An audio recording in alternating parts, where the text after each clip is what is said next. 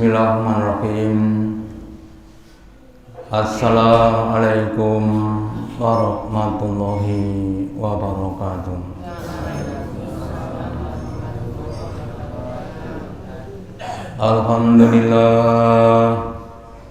Alhamdulillahilladzi at'amana bi ni'matil imani wal islam. Asyhadu an la ilaha illallah wahdahu la syarikalah wa asyhadu anna Muhammadan abduhu wa rasuluhu la nabiyya wa la rasula ba'dah. Allahumma sholli ala Muhammad wa ala ali Muhammad kama sholaita ala ali Ibrahim innaka Hamidum Majid wa barik ala Muhammad wa ala ali Muhammad kama barakta ala ali Ibrahim innaka Hamidum Majid. Qala Allahu ta'ala fi kitabihil karim, a'udzu billahi minasy syaithanir rajim. Ya ayyuhalladzina amanu ittaqullaha haqqa tuqatih wa la tamutunna illa wa antum muslimun. Wa qala fi ayat ukhra, laqad khalaqnal insana fi ahsani taqwim thumma radadna asfala safilin ilal ladzina amanu illa akhiri ayat. Bapak Ibu hadirin ingkang dipun rahmati Allah Ta'ala, yang pertama dan utama, marilah kita selalu meningkatkan, menambahi kesyukuran kita, keimanan dan ketakwaan kita kepada Allah Ta'ala dengan menjalankan perintah-perintahnya dan menjauhi larangan-larangannya. Bapak Ibu hadirin yang dirahmati Allah Ta'ala, Allah telah menciptakan kita manusia dengan kesempurnaan. Mulai dari organ-organ tubuh kita secara umum kita diberi namanya panca indera, diberi mata, telinga, hidung, mulut, dan organ-organ yang lainnya secara zahir. Dan secara batiniah kita juga diberi namanya nafsu, ya. Yang nafsu itu ada di dalam tubuh kita. Lah nafsu itu apa? Nafsu adalah sebuah perasaan atau kekuatan emosional yang besar dalam diri manusia yang berkaitan dengan masalah pemikiran atau fantasi. Ada sebagian orang yang mengibaratkan nafsu dengan api. Dalam kehidupan kita mustahil kita hidup tanpa api, karena kita kalau mau makan kita masak pakai kompor, pakai keran atau pakai apapun membutuhkan api. Kalau kita masak yang enak-enak nggak pernah ada api, ya kapan mau menjadi masak yang matang, ya. Tetapi kalau apinya terlalu besar, ya akan menjadi suatu musibah. Dan kalau kita cermati, Ibu pasti tahu, yang namanya api itu warnanya beda-beda. Ada yang warnanya merah, ada yang warna biru, ya. Ada yang warnanya hijau, ada yang warna putih, ya. Nah, kalau kita lihat pada api yang merah, apalagi ada irang-irangnya, itu berarti itu apinya kurang panas. Kalau apinya biru semakin panas, hijau semakin panas, putih semakin panas. Nah, kemudian kalau kita lihat pada dapur ibu-ibu kita, kalau kita pakai kompor itu kan panasnya cenderung untuk stabil. Kalau kita dulu masih pakai keran, ya, kemudian yang digunakan itu belara, ya, untuk urunan belara. Ya, pertama kali apinya besar tapi tidak tahan lama. Nah, demikian juga nafsu itu pada diri kita. Maka sebagian ahli membedakan, memberikan satu tingkatan bahwa nafsu-nafsu yang ada pada diri kita itu ada 7 tingkatan, ya. Ada 7 tingkatan nafsu yang ada pada diri kita, mulai dari tingkat yang paling rendah sampai tingkat yang paling tinggi. Diawali dari yang paling rendah, nafsu amarah atau nafsu yang suka membuat kita itu memerintahkan pada hal-hal yang kejelekan atau hal-hal yang buruk. Di dalam surat Yusuf surat yang ke-12 ayat yang ke-57, kisahnya Nabi Yusuf ketika diajak berbuat zalim oleh seorang wanita namanya Zulaikha. Maka Nabi Yusuf menyadari, wa ma ubai'un nafsi, dan saya pribadi ini memang tidak bisa terlepas dari godaan nafsu. Itu sekelasnya Nabi Yusuf, apalagi sekelas kita. Innan nafsa, sajukan itu la'antum bisu'in, cenderung memerintahkan kepada keburukan-keburukan, ila marhabrabbi, kecuali yang dirahmati Tuhanku. Jadi nafsu-nafsu yang ada pada kita itu pada awalnya cenderung untuk mengajak pada keburukan kecuali kalau sudah dirahmati Allah. Contoh Pak, contoh mawon. Kalau pas ada acara makan prasmanan, semua makanannya enak-enak semuanya, kemudian sudah glegeken itu kira-kira terus napa mandek? Pripun Pak? Terus napa mandek? Mandek tenane lho. Cenderung terus namanya nafsu yang tidak dirahmati Allah. Tapi kalau dirahmati Allah Ta'ala terus kemutan, kelingan, ya.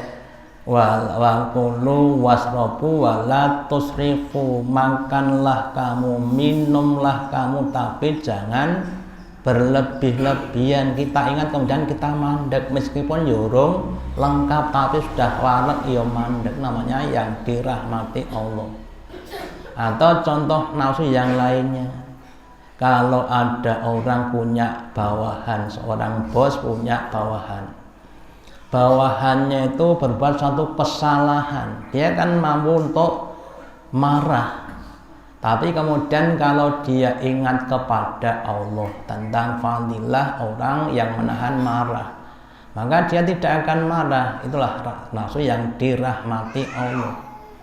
Kalau nggak dirahmati Allah ya langsung dimaki-maki, bahkan kalau perlu dipecat. Orang itu adalah nafsu yang tidak dirahmati Allah. Lah kemudian Bapak Ibu, kita kembalikan pada kita masing-masing. Kira-kira nafsu yang ada pada diri kita ini, utamanya ketika mengajak pada hal-hal yang buruk, itu kita sudah dirahmati atau belum? Kalau belum, mari kita berusaha untuk minta rahmat kepada Allah supaya nafsu kita terkendalikan sehingga tidak menimbulkan hal-hal yang buruk. Adapun sifat-sifatnya, diantaranya yang pertama bakhil. Sering kita ditanya, bakhil sama dermawan tuh baik mana? Pasti jawabannya benar, ya. Pasti baik yang dermawan, tapi prakteknya banyak yang salah, gitu. Ya enggak Bu? Nah, nek ditakoni yo bener jawabnya teori. Pas praktek kemudian kadang-kadang wetek nen butuh yo akeh kok, gitu. Ya memang orang itu semuanya butuhnya banyak, ya. Maka ada seorang ustadz yang menjelaskan antara dunia dengan rezeki, ya. Kalau kita cari dunia itu ya kita akan berusaha mencari sebanyak-banyaknya, bahkan kalau perlu sak donya dipek dhewe, ya. Dan dia tidak akan mau berusaha untuk menginfakkan. Tapi kalau mencari rezeki kita adalah secukupnya saja, sisanya kemudian diinfakkan untuk persiapan besok di akhirat. Kemudian orang yang bakhil itu salah satu sebabnya karena dia punya keyakinan atau pemahaman bahwa apa yang diinfakkan itu akan hilang, yang diinfakkan itu akan berkurang. Contoh, umpama orang punya uang 100.000, terus diinfakkan 5.000, merasa berkurang jadi 95.000. Loh, padahal Allah sudah berfirman dalam hadis qudsinya, wahai anak Adam, anfik alaika. Itu yang berfirman Allah, infaklah kamu, nanti kamu saya infaki. Kalau kamu infak, nanti Allah menginfaki pada kita, mengganti kepada kita. Dan bahkan minimal tuh gantinya 10 kali lipat minimal, bahkan sampai 7 itu bahkan sampai tak terhingga. Cuma datangnya tidak langsung dan tidak terlihat, ya. Bisa jadi Allah akan longgarkan pada rezeki kita yang lainnya, anak kita dijadikan soleh, solehah dan lain sebagainya. Makanya monggo kita semuanya mohon maaf kalau masih ada rasa bakhil yang ada pada kita, monggo untuk dihilangkan. Bahkan Nabi mengajar kita untuk berta'awud dengan Allah kepada dari kebakhilan. Allahumma inni a'udzubika minal bukhli. Ya Allah, aku minta lindung kepada Engkau dari kebakhilan. Dan Allah berfirman, wa man yuhasuha nafsihi faulaika humul muflihun. Dan barang siapa yang dia itu dijaga Allah dari kekikiran hatinya, maka dia adalah orang-orang yang beruntung. Lah sebaliknya berarti bagi siapapun termasuk kita yang masih ada rasa kebakhilan, maka itu bakhil pada diri kita sendiri, ya. Makanya monggo kita usahakan. Lah usahanya itu dengan caranya bagaimana? Ya kita harus merasa bisa mau berkorban. Contoh tadi ya, dari yang 100.000 terus dipotong 2,5%, berarti 2.500, ya. Kemudian kalau sudah bisa 2 tangan, kemudian ditinggalkan 5% dan seterusnya. Nah, ketika kita sudah berusaha, insya Allah akan mengganti. Nah, ketika Allah ganti, maka kemudian kita bisa infak yang lebih tinggi dan seterusnya. Jadi monggo kebakhilan yang ada pada itu didorong oleh nafsu yang tidak baik. Yang kedua setelah bakhil adalah dengki atau hasad. Apa hasad itu? Hasad itu adalah perasaan tidak senang melihat orang lain mendapat nikmat dan berharap nikmat itu pindah pada dirinya. Ada 2 orang teman namanya A dan B, sama-sama jualan di tempat yang sama, jejer. Tempatnya si A laris, tempatnya si B enggak payu. Ya, apa perasaan B kepada A? Wajane sing laris jane nggonaku. Ya, itu namanya hasad. Ada 2 orang namanya A dan B, sama-sama jadi pekerja yang sama. Suatu saat si A diangkat jadi pimpinan, jadi mandor, si B tidak, masih tetap pegawai biasa. Nah, maka kadang-kadang si B berkata, wah jane sing diangkat jadi pimpinan jane aku. Ini namanya orang yang hasad. Lah monggo kita Bapak Ibu, kalau masih ada rasa hasad harus kita hilangkan. Caranya bagaimana? Caranya jangan sampai melihat nikmatnya orang lain, tapi lihatlah nikmat kita. Ada orang yang kaya, ya, itu orang yang diberi nikmat namanya harta. Tapi ada yang miskin tapi sabar. Jadi nikmatnya bukan harta, nikmatnya apa? Kesabaran, ya. Ada orang yang badannya sehat, nggak pernah sakit, namanya rezekinya kesehatan. Ada yang orang tuh dikasih loro-loronan bunyi, loro pilek rung mari tambah watuk pilek rung mari tambah demam, ya, dan lain sebagainya. Tapi diberi kesabaran, bahkan diberi namanya kesyukuran. Dikasih loro kok syukur, kan orang yang hebat. Allah akan kasihkan satu makhluk di surga namanya Baitul Hamdi kepada seorang hamba yang ketika diberi musibah tapi dia masih bisa untuk bersyukur, ya.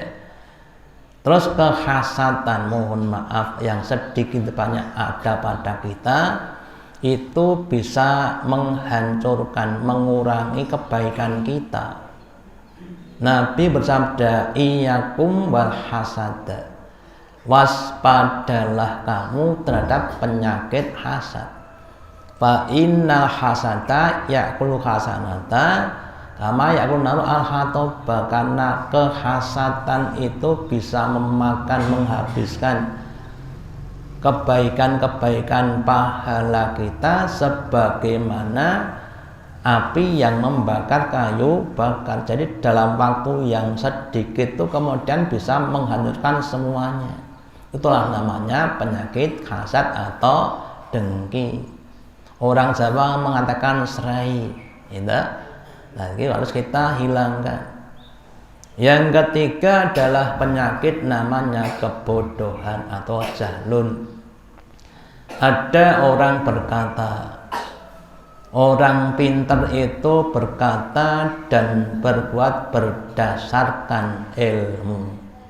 Lah kalau orang bodoh berkata dan berbuat berdasarkan nafsu. Ini orang bodoh karena nggak punya ilmu, maka dia kalau berbuat dia pakai nafsu. Contohnya, ya, ada seorang pedagang. Kalau jadi pedagangku yang dicari, yang diidamkan apa, Pak Bu? Sing paling disenengi napa? Laris napa batine akeh? Wong dodol niku sing disenengi niku batine kathah. Terus kalau dia tidak punya ilmu, maka dengan nafsu piye carane ben entuk bathi banyak. Kalau perlu ya maaf saja ngurangi timbangan, mengganti unsur produk. Dodole niku abon sapi dicampur kardus coklat bunge. Nah, ben apa? Nah, ben ketok oke. Itu contoh yang jadi pedagang. Yang jadi petani juga begitu. Ketika diserang hama, gimana? Sing tadi petani nek pas kena omo pripun?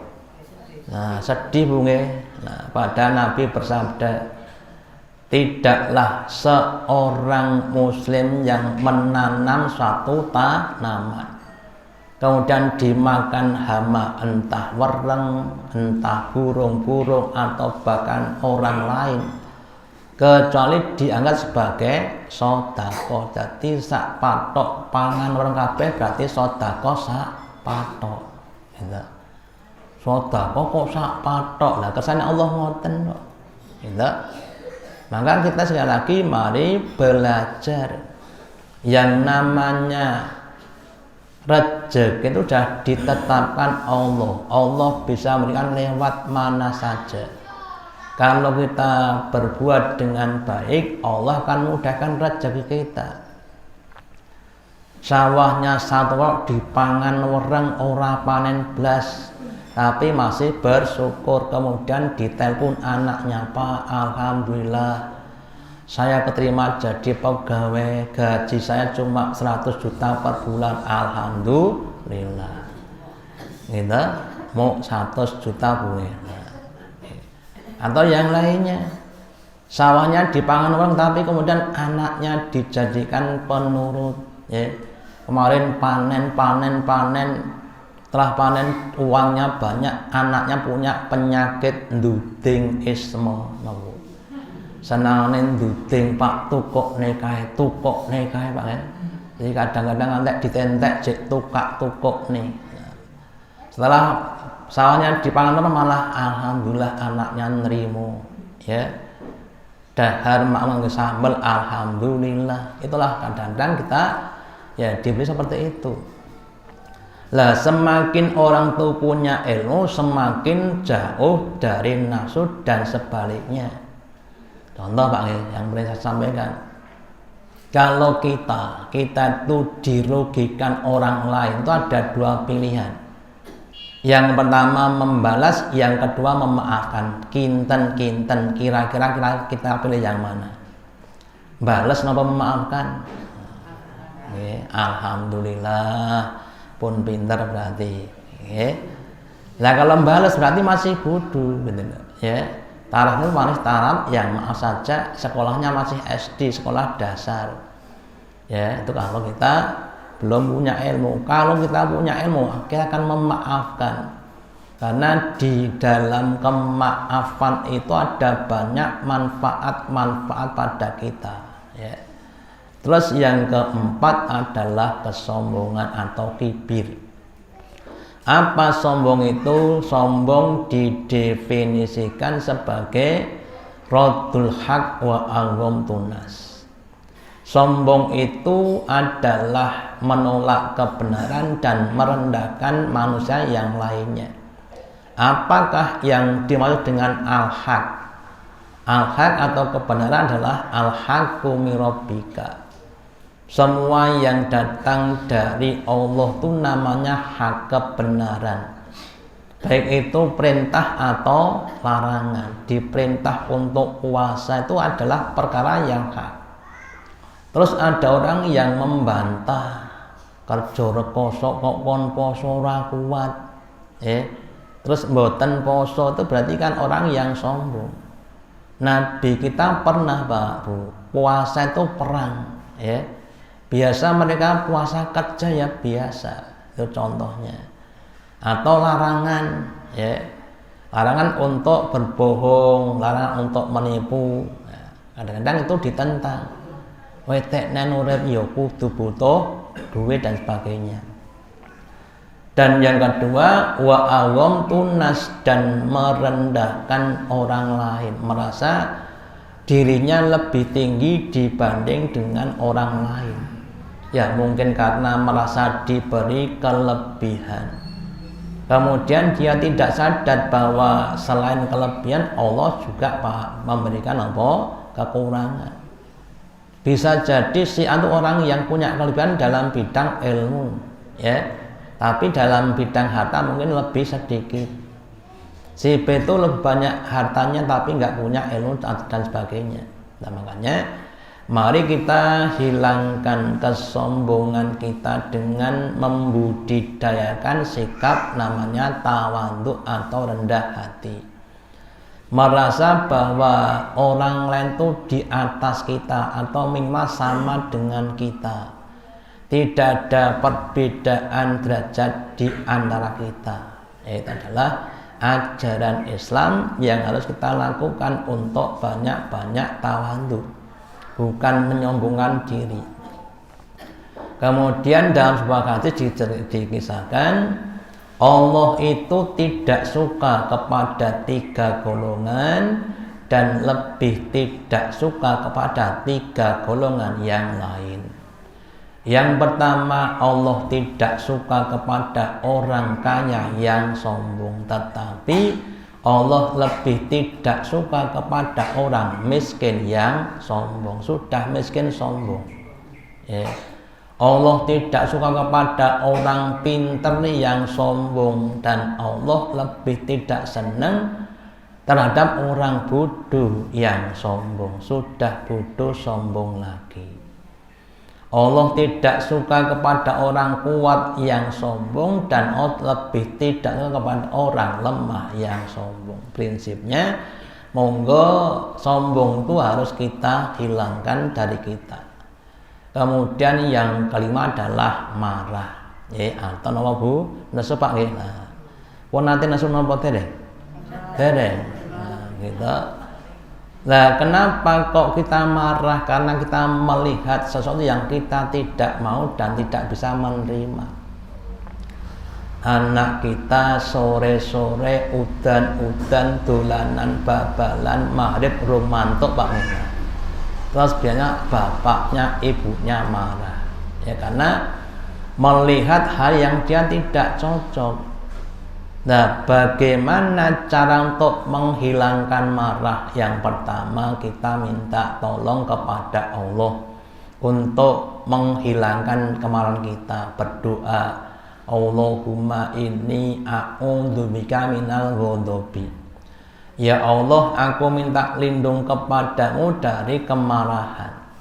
Terus kalau dalam hadis Nabi, kalau kita pas marah dalam keadaan berdiri, terus kita hendaklah duduk, ya, supaya tensinya bisa turun. Kalau masih marah, hendaklah kita berwudu karena marah dari setan, dan setan dari api. Api kalau kena air akan padam. Lah kalau sudah wudu masih marah, pripun Mbak? Mang turu, ya. Sare jek marah, berarti dereng sare, Terus kemudian Allah memberikan suatu rahmat yang besar bagi siapapun yang mampu untuk menelan kemarahannya, meskipun dia mampu untuk melampiaskan kemarahannya. Jadi orang-orang yang dia mampu menahan marah itu orang yang diberi apresiasi Allah dengan arti yang tinggi. Lah sebaliknya, kalau dibalik orang-orang yang mereka tidak mampu untuk meredam kemarahannya, berarti ada orang-orang yang dicela Allah.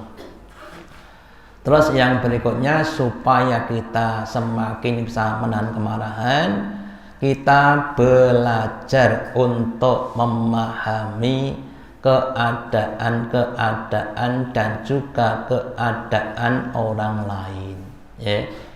Kalau kita bisa memahami, insya Allah akan bisa tepo sliro, gitu. Ada orang yang maaf saja sedang mau ke masjid, sudah pakai rukuhnya putih. Ada anak-anak bal-balan balik tiboten nggen comberan ditendang terus kena rukuh sing putih plok. Nah, gitu. Terus pripun caranya, Bu? Le rene tak edit jajan kono. Bukan orang-orang luar biasa, ya. Bukan orang biasa ya. Kalau yang biasa, langsung cincing, Bu nggih. Cincing lah, cincing langsung ngapunten kita tekan set kabeh metu kabeh. Ya. Kemudian yang adalah sangat cinta pada dunia, bosone Jawa niku rakus atau gragas ngrangsang.